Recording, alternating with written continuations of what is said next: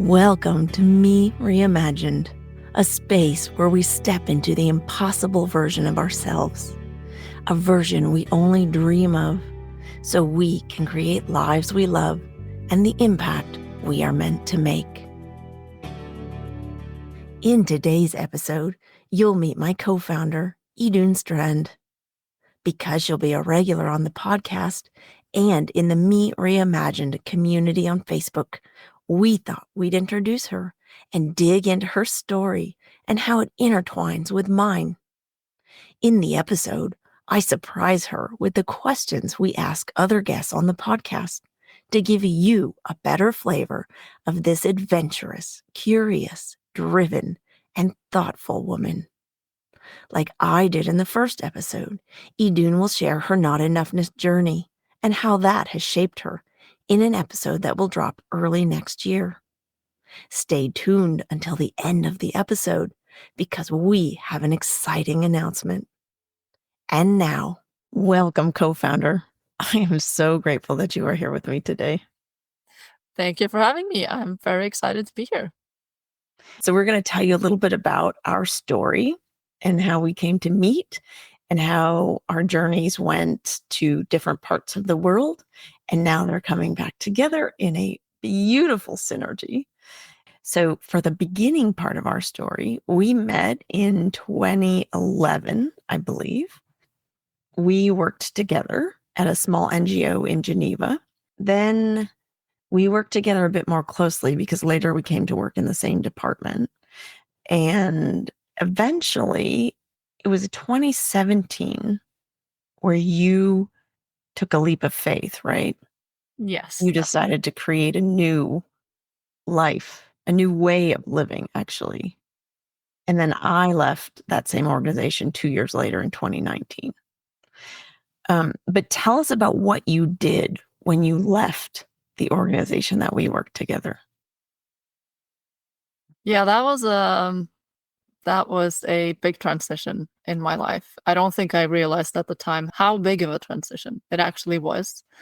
But in that year, my relationship of 7 years ended at the beginning of 2017, and I moved to Geneva.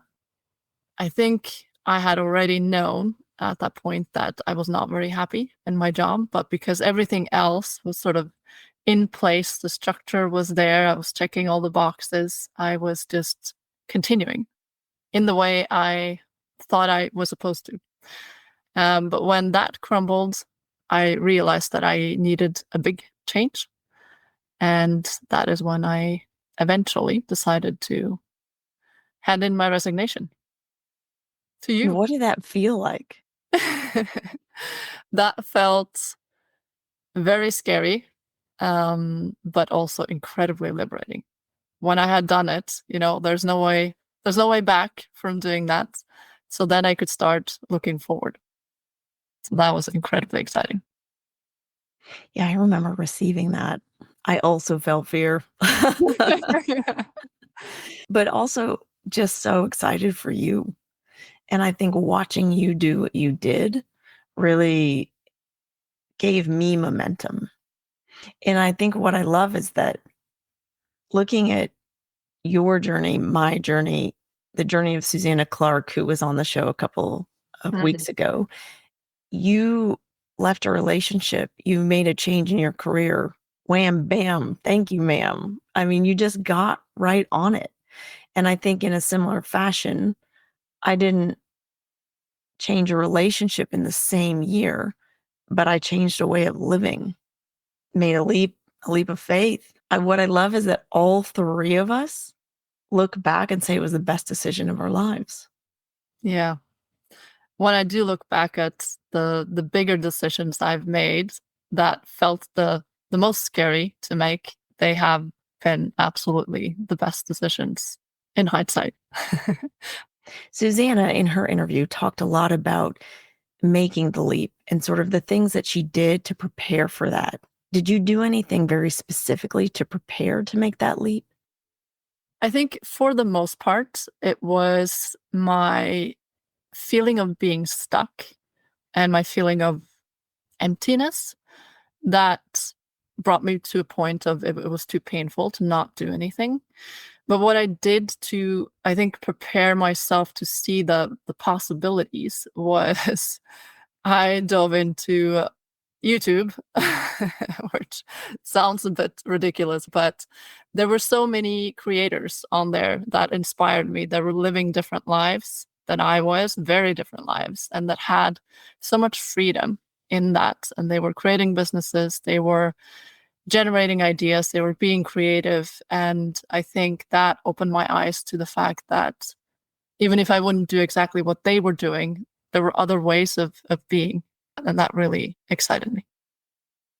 So it sounds like it's a combination of the negative emotions providing that I can't take another day of this, but also inspiration, an idea that there's something out there that you want to create. It's a pull, not a push. Yes, Uh, there was a good amount of both. And I've made a couple other decisions similar to this. And I think both of those things have to be present in order for you to make that jump. what are those decisions that you made? So I left another job earlier in my career, and that was a similar situation. I knew that I didn't want to stay there. They wanted to promote me into a job that I knew would not be right for me, and I wanted to. I wanted to travel. I wanted to go and experience something new, and then continue studying after that. So I left that job as well. I kind of had more of a plan than I did at this last example, but it was still a jump into something that I didn't know where it was headed. Would you say this is a muscle that you've built over time and does it get easier each time you do it? I no, I don't think it does. Yes, and maybe that is a little bit depressing, and maybe some people would disagree with that, but I do think it helps that you've done it before and that you've been okay. I do think that pushing yourself out of your comfort zone, that is a muscle. But then there's the level to which you do that. And I think these kinds of decisions, at least for me, feel quite extreme in some ways. It is always very, very scary. Were the conditions in each one then the same? So, for example, with the earlier job, you wanted to travel. You didn't want to stay put in one place. Were there some negative emotions that were the push as well as the inspiration of watching videos or seeing other ways of living that were a pull at the same time? Yeah, I think what I've realized looking back that I didn't realize then is that for me, growth is incredibly important. It's one of my top values, growing and learning. And this was a quite lower level job. It was the first job I got after finishing my bachelor's degree. And within a year, I had learned what there was to learn. And I didn't want to learn what was in this new position that they wanted to promote me to. So for me, in both of these positions, I got to a point where I didn't feel like I could develop any further. And where I could develop, I wasn't interested in going in that direction. So that was kind of the pain for me that brought me to the point where I was able to quit. And with each leap, would you say that you're getting closer to being fully aligned with yourself, with your values, with what you want to create for you? I see it almost like a pendulum because when I've started every job that I've had, I've been super excited about it and I've gone in full force and learned a lot. But then in each position, I've come to a point where I didn't feel that anymore. And then I lose motivation. I feel like for every new opportunity, I come into it being pretty aligned. But then after a while, if I can't continue to grow and expand, then I lose that alignment. So it's almost like when the box gets too tight, you evolve enough that it Mm. doesn't fit anymore. And that's Yeah. when you know that it's time to make that change. Yeah, for me, I think that has very much been the driving force and sort of the dots that I've connected more recently. And then tell me, with each jump that you made, do you think it brought you closer in alignment with yourself, with the direction that you're going? Yes. I do think it did. I think I'm someone who, for a long period in my life, have been checking all the boxes that society sort of expects you to check. Getting the degrees, getting the jobs, getting the promotions, making the money. And while I learned a lot in the jobs that I've had and the experiences that I've had, they were not truly aligned with what I actually care about. And I think that is what has brought me here today. That this is a mission that is much bigger than myself, that is much bigger than making money. It is about making impact. And I'm not, so far in my career, made an impact that I am truly proud of. It's funny because I would say you have made an absolute impact. You made an impact on my life just by modeling what was possible. You made an impact on my life because you have made me feel seen and heard in a way that I haven't experienced. You have absolutely impacted those around you, your relationships, which I think is fully central to life. But it sounds like the impact you want to make is a massive tsunami-sized wave going out Yes, into the absolutely. world around the globe. Yes, and I'm not saying I've not made any impact on others in my life. What I mean by that is mostly through the jobs that I've had. I haven't felt true fulfillment. I haven't felt like the impact I was making in those roles was, I don't know, significant enough. I'm not saying they didn't have any positive impact, but I guess I wasn't really able to connect to it. One question I would have related to that is for you to be able to have the impact and to connect to it and to feel it, you would have to bring your whole self to work in those other jobs. Were you showing up whole? Were you bringing your whole self? Absolutely not. And I think that is a conditioning that and I know a lot of other, especially women, have and carry with them to the workplace and to many other places in their lives. For me specifically, that comes from being bullied when I was a child and an adolescent, and sort of learning how to cope with that through shape shifting and people pleasing and avoiding any sort of attention or especially negative attention. So I think that is very true. And that is something I really look forward to doing in this process, in this project. What I love is that every time we log on together to create something, we both show up whole in a way that I never have in any other workspace. And I think being in a space where you're able to drop the armor, you don't have to hide, you no longer pretend. It's a different world. And then the absolute creativity that inspires, the freedom, because there's no pressure, it takes you to another level. Yeah. It is almost so free that it is scary sometimes. But yeah, it's a very liberating place to be, and it gives you so much possibility. But it's funny because when I see you now, the person in front of me is very different than the person that I first met. And I would guess it's probably the same for you because I can still remember you would come to work. And for those of you who don't know Idun, she is very tall and very slender. And you had one particular outfit that I loved. It was this geometric print, black, brown, and white, or kind of cream colored dress. And in a way, it was almost armor because it made you untouchable. It made you look like a model when you walked in. And you were very reserved at work. So when we were working together in 2014, there was a plane crash, and we were both involved in working around that. And there was so much political pressure, so much stress. I didn't take the time to feel. I didn't cry about that, even though I knew some of the people on the plane. I just buckled down and worked. And it wasn't until we were at dinner and you cried. And I was shocked because you had never shown any emotion. And when I saw you cry, I realized that I wasn't seeing you. I wasn't seeing the real you when I saw that facade, that armor. And Your crying gave me permission to tap in and notice the fact that I hadn't cried. Now, when we show up together, you're still just as well dressed, but because we show the emotions now, it's just style. It's not armor.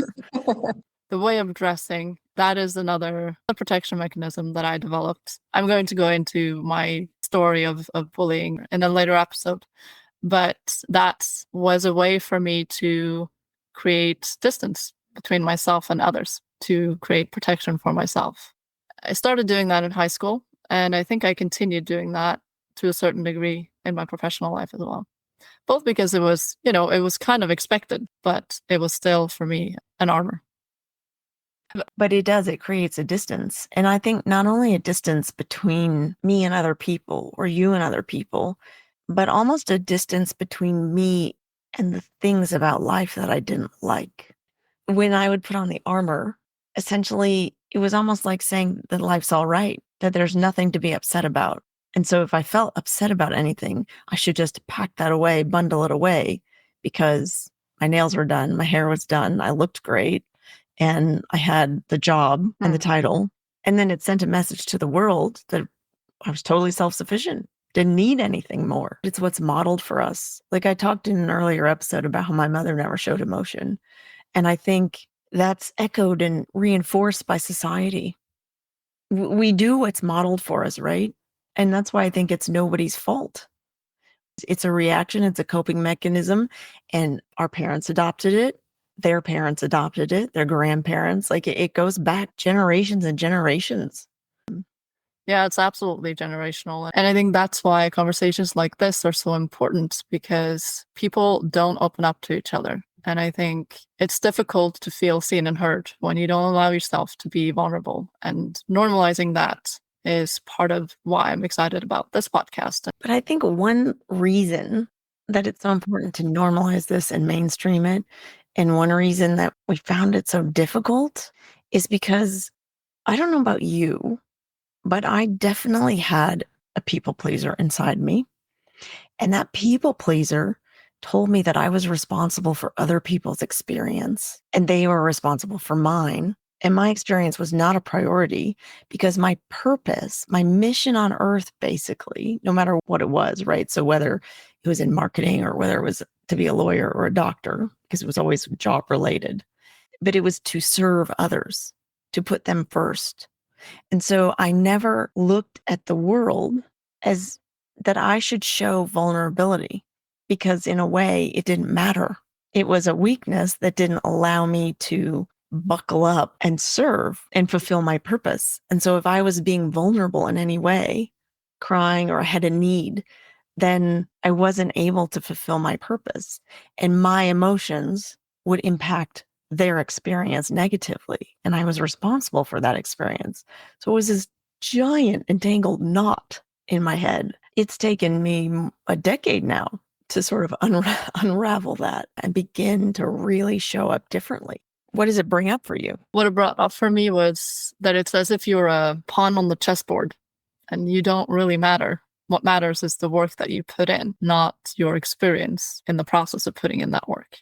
Yeah, but it's funny because in that analogy, we're pawns, and that's exactly what I saw myself as. But now, what we're doing is we're moving to the queen, and we are moving any direction we damn well please. And because we are doing that and doing it with love and kindness and vulnerability and authenticity, that is what changes the shape of the game. What you embody, you make possible for other people. And so my son will not grow up thinking that he's a pawn. He will grow up thinking he's a queen. And that will be a good thing because we are gender fluid here. Yeah, if you're not embodying it yourself, then it will never come across as authentic. Well, I think it's that idea that the more work that you do on yourself, the more that you evolve up that spiral of development, and it changes how you show up, then it changes the ripples that you put out into the world. How do you see that happening in your life? I think when I've had that reflected back to me is when I talk to people about my lifestyle. I have a remote job, and that job allows me to work from anywhere I want. And that is something that for most people is kind of unheard of. And it's as if they all think I'm on vacation all the time. Is because what she's not saying right now is that those locations are like Thailand, right? So that's where I go on vacation. Yeah, it's a lifestyle that is very foreign to many people, but that many dream of having, but they don't think that it's possible for them. So I've heard that reflected back to me many times that, it's inspiring to see someone work in that way because it gives them a picture of there could be more freedom in their professional life. And it doesn't have to be an either or necessarily. I both greatly appreciates the photos that she sends me when she's on the beach in Thailand or Indonesia or wherever else you are. And, you're looking out at the sea and your computer's there. And then I look outside the window in the very gray day of Switzerland and I think, oh, um, but Well, it what you is. don't see is the sweatiness behind the camera and the sand in your keyboard and there are some classic digital nomad cliches, but I'm not going to pretend that it's not a lifestyle that I don't love. I absolutely do, and it has changed my life to have that freedom. So I'm very grateful that I made the leap that I did back in 2017 because ultimately that's what led me to the way of life that I want to have. But one thing that you mentioned actually when you were making the leap is that you got inspired by videos of other people who are doing things, etc. But it seems like in this digital nomad community that you've continued that. Only the community is now in person, but you've continued that trend of being inspired by those around you to kind of keep going and keep discovering new facets of yourself and what you're capable of and where you want to go and what you want to create. Yeah, absolutely. I mean, that's one of the amazing things of being able to travel. You meet all these different people, you meet entrepreneurs, you meet people have done the same as you, they've left their 9 to 5s and they've created new lives for themselves. And it's really inspiring to hear people's stories because they are so different. But at the same time, we are joined by this curiosity and this desire to live differently, which is very, very inspiring. When I first heard that you were going to do this, my eyebrows went up a little bit because knowing you and how you're an introvert, dropping you into a house with a bunch of strangers does not seem like your cup of tea. So, how have you made this work? Like, I think it's really turned out to be something that you enjoy, that you get a lot out of. Tell us about your journey as an introvert doing this because it's way outside of your comfort zone. It is. And it is a mixed bag of emotions, to be honest. I do it because, for the reasons I just told you, because I know that it inspires me. I know that I get so much input and I really like to connect with people. But I also find it incredibly overwhelming. I've learned over time as I've done this more and more that, for instance, I need a private room. I need a space to be by myself, to recharge my batteries. And I also just need to pick and choose what I participate in because there's so much going on when you are 20 something people in the same location that you just can't do it all. So I've learned over time to protect my energy. But the first few times I did not. And it was very challenging and very overwhelming. So yeah, that's been a good learning experience. Tell us a funny story about when you got dropped into a community.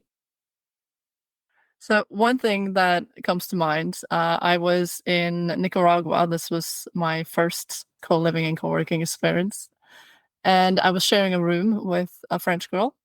And she was a very girly girl. And I was still very much in my masculine energy. I really liked her, but we were obviously very different. And we were going to go horseback riding. This was actually in connection with my birthday. So I'd asked if somebody wanted to go horseback riding. So it was me and a few other people, including her. And it was like maybe 5-10 minutes before we were getting picked up to go to the stables. And she was sitting on the bed and she was dressed in a dress. And I was, changed into my riding gear and ready to go. And I was like, aren't you gonna get ready? And she looked at me like all confused and she's like, well, I am ready. She's gonna So ride we side went saddle in a riding. dress. So we went riding and she looked like a princess on the horse. And all the male guides were all very preoccupied with taking care of her. But it was so much fun. It's one of those experiences that just opens your mind a little bit and just shows you that it's possible to do things in very different ways, and you don't always have to have the right equipment. So do you now have a riding dress? I don't. I still choose safety. That's funny because I think that's part of what traveling does. It gets us outside of ourselves, and that's what makes change possible because you see different ways. Because if you're in one place and you're surrounded by the same people, I think sometimes you lose touch with different facets of yourself. And also, you're receiving what you're putting out, you're receiving feedback. It just gets you stuck in a loop, and your box gets smaller instead of bigger. Yes, absolutely. I was struggling with this for a long time because I would tell people like I love travel. It's so important to me. And there was this judgment voice inside of me that said, that's so superficial. It's just travel. Like, why? But that's exactly what it comes down to. It's about discovering different parts of yourself that other people or new experiences bring out, or overcoming challenges that you wouldn't have encountered otherwise. So we have a tradition that we started on the podcast, and I haven't told you that I'm going to do this, but I would like to turn the introduction questions that we use for our guests back to you. So, surprise! What are the top 3 words that you would use to describe yourself? I think I would say I'm kind, I am reserved, and I am curious. I can attest to all 3 of those. What makes you reserved? I am a person that listens more than I talk. I have always been that way, I think. So it's something that just feels natural to me. I enjoy listening and I process things over time. I don't process things typically in the moment. And that is also why I tend to not talk right away. But I think that is probably why I'm perceived that way. And then there's of course some things that are left from the wounds that I that I got when I was younger and I was not being treated very well by my peers. It's funny. It's true what they say, opposites attract, because I am a messy out loud processor who speaks a lot more than she listens. But that's Um, what I love about our dynamic too, because when somebody externally processes, it puts my brain into gear. Like everything is processing at the same time. And while I may not come back with something right away, it creates that creative process. So I think it's a beautiful synergy. I do too. One thing that came up for me as you said that too is that once you told me that you listened more because you learned a lot more. So it's almost as if one value reflects another value. So the second question is, what is something that you have that you should throw away, but you will probably never throw away? So recently I lived for 2 years in a tiny house. So before I moved in there, I got rid of a lot of my things. But one thing that weirdly I have not gotten rid of, I don't know why that's difficult, but I have a collection of mini discs, which obviously have zero value now because nobody has mini disc players. What is a mini disc? So after the CD and before Wow. we started streaming, there Okay. was a period of time when there was mini discs. That was like the new technology that obviously did not stick. And I got a stereo for my confirmation that had a CD player and a mini disc player.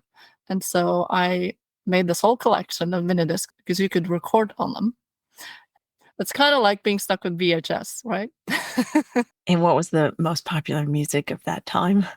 Ooh. Like if you were to play one for us today, what would we find on it? Oh, it was all the boy bands. Rocking out to NSYNC and Backstreet Boys. Absolutely. Bye, bye, bye. Okay, let's see.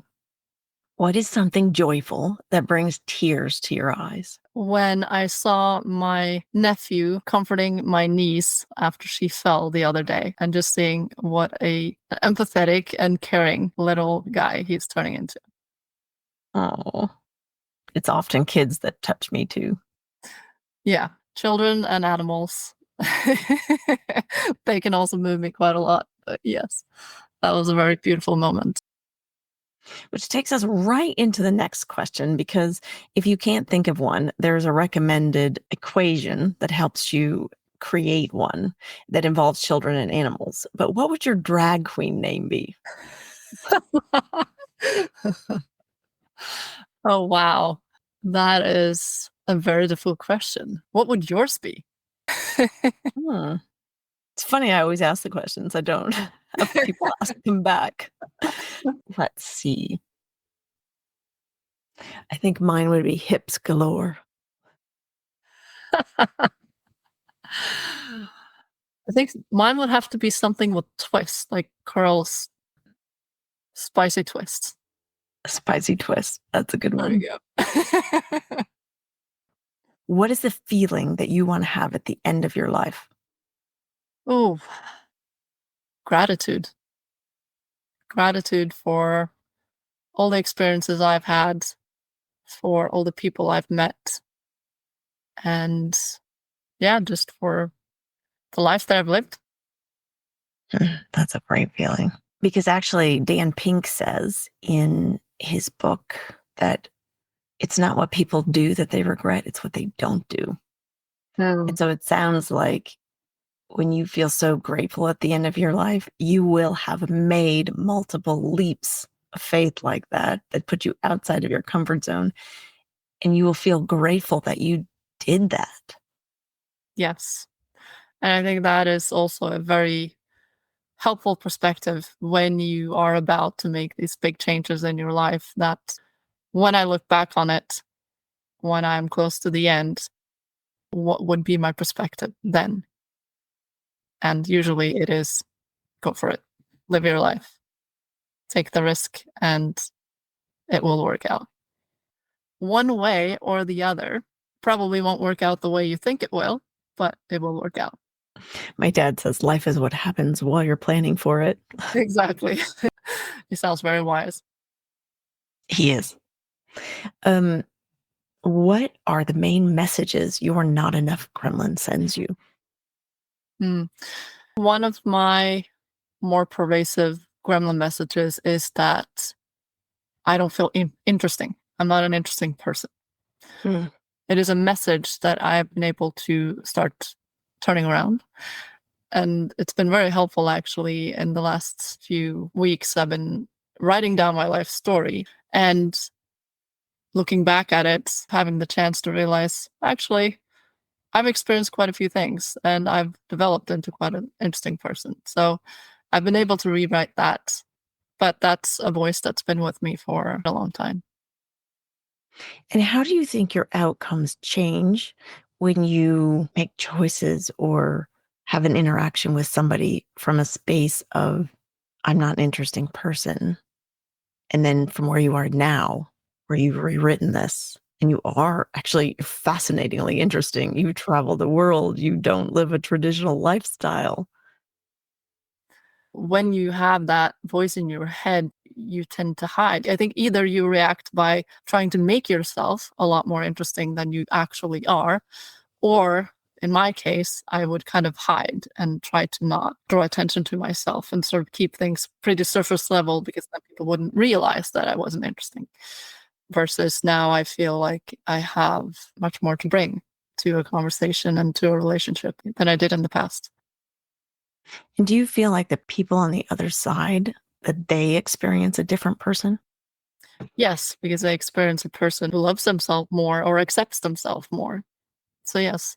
That is definitely a completely different interaction than someone who's kind of retreating into their shell and doesn't want to be vulnerable or open up. And it's funny because looking at you and knowing about some of the things that you experience on a daily basis, there are a lot of conversation points. So if you're sharing those, then there's going to be no end to conversation. So I know the answer to this next question, but I think our audience is going to enjoy it. So, what is the worst job that you ever had? Yeah, this is a classic. After I quit my first job, I went backpacking. I bought one of those around the world tickets and I went to New Zealand for 4 months. And I was on a work and travel visa. And one of the jobs that I got there was quality checking kiwi fruits. So I was basically standing around a big table in a factory with lots of other people, picking up kiwi fruit from a box under the table, spinning them around once to check them, and then put them into a box. And I did that for 12 hours a day. The perk, though, was that I worked with a lot of the Maori people in New Zealand, so I had some interesting conversations. And we got to take any discarded kiwi fruit back home with us. So I ate more kiwi fruit that month than I have ever done in my entire life. I can see why that was a worse job you might have had. So, for the last question, what is a question that you have yet to answer? I think one question I still don't have the answer to, and I kind of think it's a lifelong journey, is who am I really? And I suspect going back to earlier in our conversation, it will be one of those things that evolves over time. Yes, definitely. So I think it's a question that it's okay to continue to ask. And I think it's healthy to continue to ask. Well, what comes up for me is that in each sort of almost decade of our life, our context changes, what we're engaged in changes. So while we have some essential qualities, how we use them and the new ones that we've developed, the new qualities that we've developed, and we're integrating and we're showing up differently, like who you are is constantly changing. Yeah, absolutely. And that's what makes life interesting too. It would be boring if we were the same constantly. I know some people are still the same. But what's funny too is that in some people's, especially those people who don't change, I find that they have trouble receiving the evolution of me. Hmm. So I'm quite sure, for example, that my parents are different right now than they were this morning. And yet I often don't experience that. And I don't think they experience my change or shift. And I am forever 14 somehow because we seem to reenact the same relationship in the same box. And it isn't the two new people who are meeting. Yeah, I know exactly what you mean. After you move out, whenever you come back, you kind of morph into the person that you were when you were living there. And Oh, I used to blame them for dragging me back into it. I'm not 14. I'm just only 14 with them. So it must be their fault. Something they're doing. Now I unfortunately have to take 100% responsibility. I hate when that happens. Well, thank you so much for spending this time with me and for meeting our podcast community. They are going to see a whole lot more of you in the future. And I'm looking forward to your story. Your story is so incredibly powerful. And when you are ready to share it, I know there are going to be some people out there who are ready to listen. Thank you very much. I am very excited about being here and to continue working together on this podcast. I feel so grateful that Idun's path is intertwined with mine. They say that people remember you not for what you've done, but for how you've made them feel. If today was the last day I saw her, she would already have made an asteroid-sized impact in my life. I would remember Idun's focused presence in times I most need support. I would remember how she reminds me of what's important. I would remember how she offers help before I ask, how she fearlessly led the way into a new lifestyle.